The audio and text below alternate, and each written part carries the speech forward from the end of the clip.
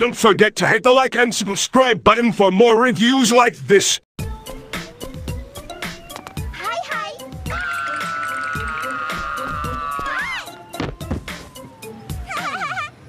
Basically put, this one is the only villain I'm going to expand on that from the Virtual World arc because he actually had some relevance. Well, one of two villains, I should say. Noah Kaiba. I'm just gonna say it straight up. He only appeared in the Virtual World arc, which was anime only. Was the main antagonist, Kaiba's stepbrother. Manipulated Mokuba to betray Seto.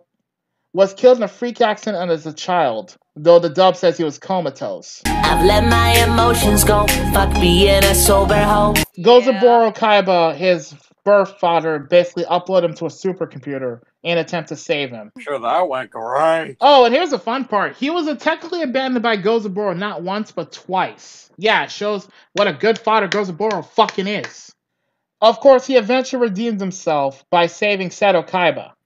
Now, before we still discuss Noah, I need to get to Gozaburo, because we need people to figure out just how much of an asshole he is. Stepfather to both Seto and Mokuba, birth father to Noah, a greedy and powerful businessman who basically was also former Kaiba Corp CEO, made lots of military weapons and shit, you know, causing wars and shit to make billions of dollars. Yeah. He committed suicide out of shame and humiliation when Seto Kaiba bought Kaiba Corp out from under him. Yes, he committed suicide. We're not going to go with the Dubs version of, oh, he just ran away. No. Because clearly, they show signs of him dying in the anime if you look closely. Also, didn't Kaiba beat him in chess? That too, in order to force Gozaburo to adopt him. And Mokuba.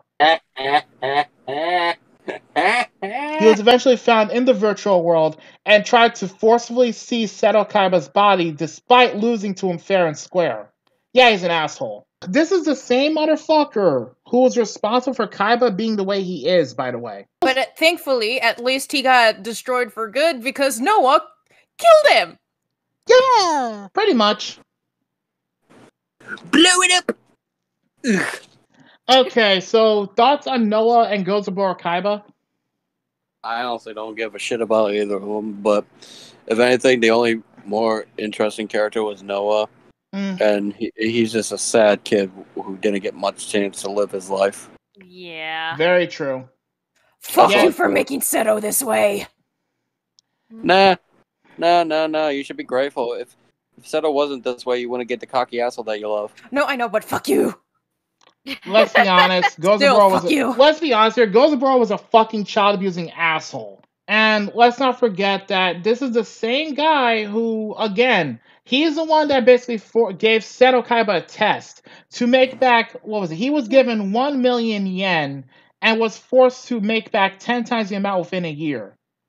Kaiba, being the overachiever he is, decided, let's beat that and go for 1 day. So he literally bought out a small company for 1 million and then forced him to sell it back and then forced him to buy it back for 10 times the amount. All within a day. Then eventually seized Kaiba Corp for himself. Yeah, because he was tired of Gozaburo shit. I mean, we all would. Even going as far as mistreating his own little brother in order to do so. As for Noah, I'm gonna be honest, I feel a little bad for him, but he was still a little shit. Yeah, he was. But if anything, he had his reasons. Let's look at his dad. Yeah, but here's the difference, though. Like, Noah simply wanted to make his dad proud of him, but let's be honest, Gozaburo's an asshole towards children. He shouldn't be allowed to have any. Plain and simply, he should not be allowed to have children. No. He must have had a wife or something, because Noah was well, there, right? Clearly Noah was the result, and, well, he probably didn't treat his wife well at all. Oh, jeez, I wonder what happened. Probably either left or fucking murdered, for all we know. Zammy, your thoughts? I already shared them. Fuck you! Fair point. Mizuki? I have nothing to share except for I feel a little bad for Noah as well, but yeah, still he was kind of a Crossy? Oh shit, we were talking about Noah as well. Noah's okay, but Gozaburo can go fuck himself. Yeah, Fair point. he can jump up. I wouldn't have blamed you if you had nothing nice to say about Noah, because let's be honest. The one good thing about Noah I found throughout that arc was literally was that he actually punished one of his own minions for cheating. So he has some sense of fair play. But other than that, welcome. Moving on, since we have nothing more to say about Noah or Gozaboro, and let's be honest, do we have anything good to say about Gozaboro? No. He has a nice mustache. Moving on, we have Dartz. Oh. For those who don't know, he's the main antagonist of the Awakening of the Dragon arc. Yes, he was the former king of Atlantis. The king of Atlantis. He's the leader of Doma. He also was essentially the originator of the Seal Void Calcos. Or rather, he served the demon that has the power of the Seal Void Calcos. Manipulated my Valentine alongside God knows how many other people, including his own most loyal soldiers, Raphael, Valen, and Amelda, or Alistair in the dub version. He's been alive for roughly 10,000 years due to the Orichalcos. Was also directly and indirectly responsible for the fall of his own kingdom of Atlantis.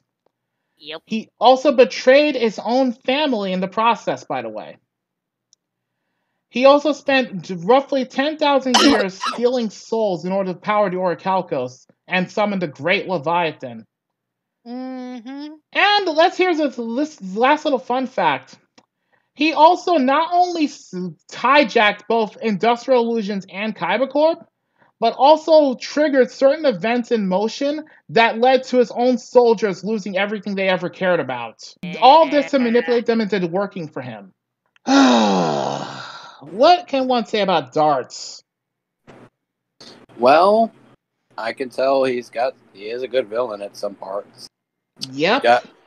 If he's that easy to manipulate, if he's easy to manipulate people and shit and give in to what their heart desires and all that shit, and not only that, be able to take down both Industrial Illusions and Kaiba Corp and take it for his own, well. Yep, he did this within roughly, a month? That's terrifying. Imagine if he did it in a day. Hey, he could have. In fact, he's the reason why Kaiba Corp was forced to host that K1 Grand Prix. And as for what he did to his own family, well, he turned his own wife into a demon and basically killed her. What? Mm-hmm. Yep. I don't remember that. There was a scene where his wife literally turned into a demon when she was exposed to the power of the Orichalcos. Yep. God, it's been so long since I've seen the Wicked of As for his own daughter and his father, basically were also backstabbed in the process. They had to run for their lives when Atlantis fell. And at one point throughout history, he accidentally ran into Yami Yugi, though Yami Yugi does not remember this. Bet you never thought you'd see my sinister face again, did you? I'm sorry, who are you? Yeah, that's shown in a flashback when he's doing Yep. Yami and Kaiba. Uh-huh. During the time that Yami Yugi was chasing down Thief King Bakura was when Dartz went past him, though Dartz was basically, concealed and everything, so of course the Pharaoh never knew. But yeah, he also basically tricked my Valentine into working for him because he took advantage of her loneliness.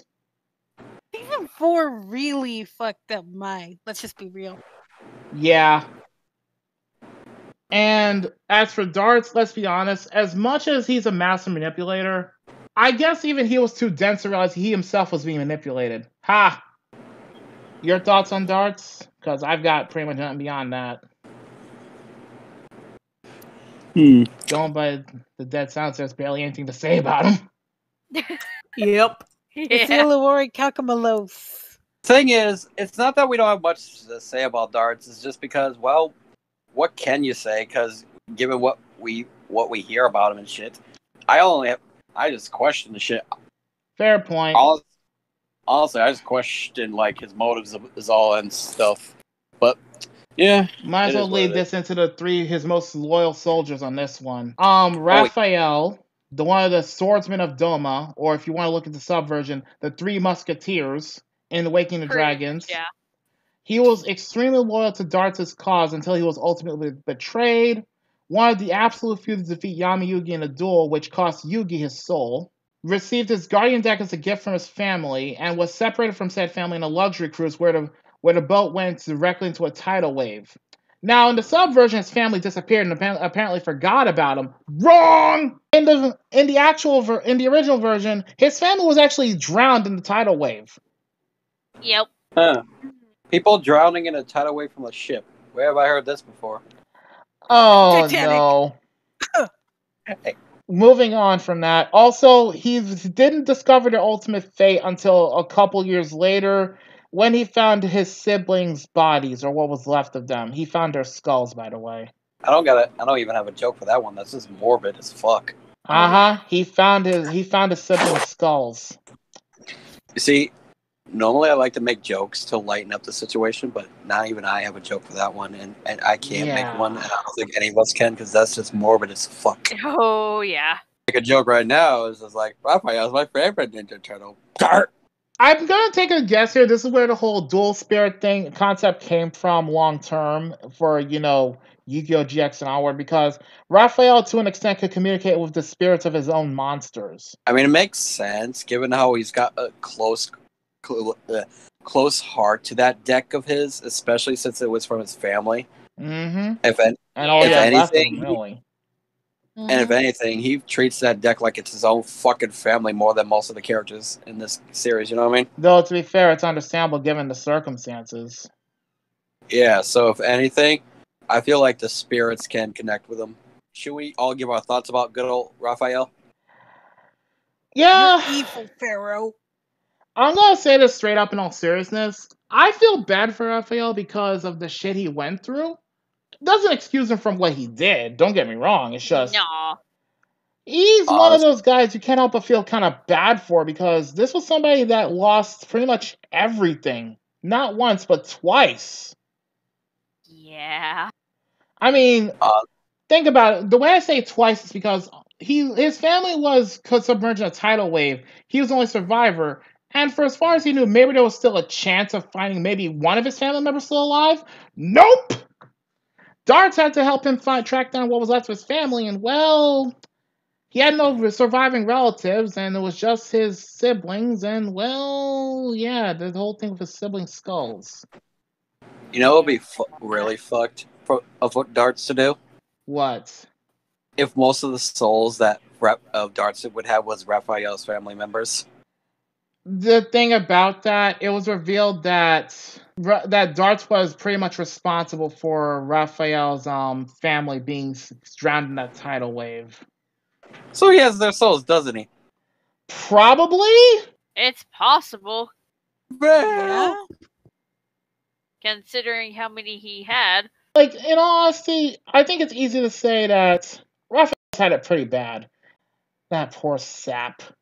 Honestly, when it comes to Raphael, and I find this funny, I appreciate Raphael beating Yami, because then we want to get that glorious Kaiba butthurt scene. Well, we haven't hit rock bottom at all. Yugi lost a card game! Yeah? I thought we had something special, Yugi. What, is our rivalry just one big joke to you? And let me tell you one last thing. All those times I got angry and declared that I would have my vengeance on you, I was faking!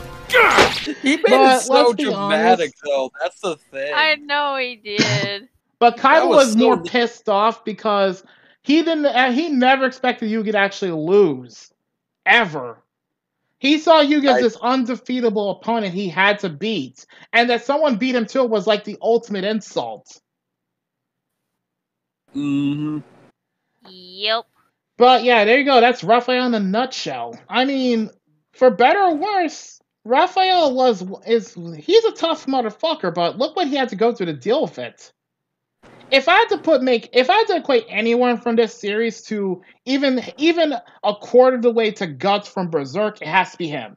Honestly, I don't know. So does that mean he has to get a girlfriend? No, we are not discussing that. And I don't think you should really compare any character to Guts. I'm just saying, if you had to pick anyone who came even a quarter of the way, I would say Raphael had about 50% because how Guts lost his family is a little more morbid. I'm saying that right now, but I'm not going to get into that. That's going to be safe for the Berserk discussion, so I'm just going to take this PNG of Guts and kick it to the Berserk review. Anyways, next one is Alistair. Alistair from Has Been Hotel? No, I wish. Basically, or Amelda, if you want to look at the subversion. Basically put, he hates Seto Kaiba for multiple reasons. Mostly connected to Seto's father, Gozaburo. He blamed Gozaburo for basically the death of his little brother. Not disappearance, death. You know what's funny? Yep. What? I had a lot of people tell me when they first saw Alistair, they thought he was a chick. You would not be the only one, and I doubt you'd ever be the last. Long story short, he grew up in a war-torn country, and basically put, guess who was supplying the weapons on both sides of the conflict in his home country? Fucking Gozaburo. Yeah, only turned out to be Dartz much later on. Yep. A war-born country. He would be great in Code Geass. Oh my god. Basically put, believes in the whole sins of the father concept because he sees Seto Kaiba as his scapegoat for the actions of his stepfather Gozaburo, even though Seto was not in control when this happened, back when Kaiba Corp was still a weapons development company. Basically put, his younger brother was killed when a tank exploded. Lelouch Britannia, he's not. No. That means he would actually have to win a duel in his case. He hasn't. The first time was a draw. I find it weird how... Yeah, I find his first duel weird how he was disguised as Pegasus for a bit, and then he just later... Oh, God, yeah. Pretty much. What I find it weird was, how was he able to change decks so quickly from the Toon deck to his... I think he mixed the Toon cards in and probably stacked the deck. Most likely. He challenged Kaiba twice, and the first result was a draw. Second one was basically a loss. Yeah, because the first one never got really finished. I should also point this out for the record. His hatred for Kaiba, specifically the whole family, was so fucking strong that when Kaiba gained the upper hand in the duel while on the plane, he absolutely refused to end his turn just so he could force the plane to nosedive and crash. He's butthurt. Butthurt. Mostly the Three Musketeers don't impress me. Well, to be fair, Raphael is one dangerous motherfucker, hon. Oh, yeah. Yes. I mean, I've seen his deck, and I'm not gonna lie to you. I'm at a loss how the hell he makes it work. I mean, the most interesting is Raphael. Like, the other two can just go fuck off. To be fair, Valen is not a half-bad character in his own right, and we'll get to him in a second. He's not a half-ass character. He has reasons, but at the same time, the other two can just go fuck off. But let's focus on Alistair for a minute. Fine. I really don't have much to say on Alistair. He's a very angry boy. That's all I can say. Yeah. I mean, I get his reasons, but goddamn, dude, hold the butthurt a bit. Why don't you? Yeah, no kidding. Butthurt. Okay, yeah, pretty much. I figured. I shouldn't really make jokes that he's butthurt, but the way he's acting is kind of more butthurt than just petty revenge. Okay, so Valen. Basically, okay, if you had to pick anyone from Yu-Gi-Oh! To be anything remote like Yusuke or Meshi for Yu Yu Hakusho, it's Valen. And here's why. It's Valen. He basically was a delinquent who always got into fights, like Joey. He was Joey's biggest rival for quite a while. He was literally responsible for my joining Doma. And he used to live with a nun at a church, though eventually the church was set on fire. Well, and supposedly the nun was inside when this happened. Though that scene was removed in the dub, but yeah, the church was set on fire. He ended up in prison after he savagely beat up some thugs who were hired to force the nun to leave the church she was staying in. No joke. He beat them up so badly, some of them were put in comas. That's why he ended up in prison. Aggravated assault. Wow. However, what he doesn't know was that Dartz was actually the one directly responsible for his church being burnt down. And in the dub, now, according to the dub, Dartz framed him for this. But that's not true. Dartz simply burned down the church and basically led Valen into, the chain of events that led him to, where he was. Yeah. Dueled Joey in a literal clash of fists in an effort to gain Mai's affection, then to save her from herself. That's Valen in a nutshell. He's got possibly the most violent background of the three. Honestly, I have to say about Valen, he's kind of one of the coolest characters ever, and the reason I say that is because I find his deck is not great in real life to me, but I find it more amazing in the anime, given how he's literally fighting the fucking monsters and shit. That kind of It's like if if a trainer actually decides to fight a fucking Pokemon with their fists to catch him. And technically speaking, or maybe like Marcus when he punches Agumon in Digimon. You know what? That's actually pretty accurate. Yeah, that's fucking dead accurate. Oh yeah, doesn't say me like Marcus now that I remember. I have a feeling that's where the Marcus was inspired by. Or as that one guy from Everything Wrong with Yu-Gi-Oh said, he's Dan from Bakugan. Oh, and also a little fun fact: he beat the unholy shit out of both Rebecca and Duke Devlin by himself. Oh, and here's the fun part: he didn't use the Seal Void Calcos. He held back on them twice over. Oh, right. I forgot. There was one picture that we can get used from to show Joey and his clash. For better or worse, Valen was, if nothing else, he was very similar to Joey in a number of ways. Yeah. Yeah, he was. If I had to be completely honest, the vibes I get from Valen, he's very anti-hero-like. You wouldn't be wrong to think that. I mean, he's not really much of a villain per se. He's definitely more anti-hero or just, very, how do I put this? He's definitely in it for himself mainly. He's loyal, don't get me wrong, he's loyal to Dartz, but not to the extent that Raphael was. Wait, I have a question. Did we ever talk about My Valentine, or did I overskip? We have not talked about her yet. We were actually going to move on to that. Okay. In a minute. Because I don't know if she counted as a protagonist or antagonist or no, she was what you call a deuteragonist, which was basically playing both sides on that one, which is technically what she did. Okay, never mind. Continue. But yeah, honestly, if I'd say one thing about Valen, he's definitely he's definitely one of those hot-blooded people with extreme conviction, much like Raphael. He's hot-blooded, but he's also, I guess you want to say, loyal to someone rather than something. If I have to be honest, though, I feel like when it comes to the dub, they could have eased up his fucking accent a bit. Let's be honest, I was not a fan of his accent. They were trying really hard with him. Yeah, they were trying way too hard on his voice. You could have given him a cool different voice, but no, you were trying Any other thoughts on Valen? Because I got nothing. I like Valen. Meh. Valen Victorian. Oh my god, Justin! Anyway, Zemi, what about you? Not really. Fair enough. I think we can all agree Valen's an okay character at best.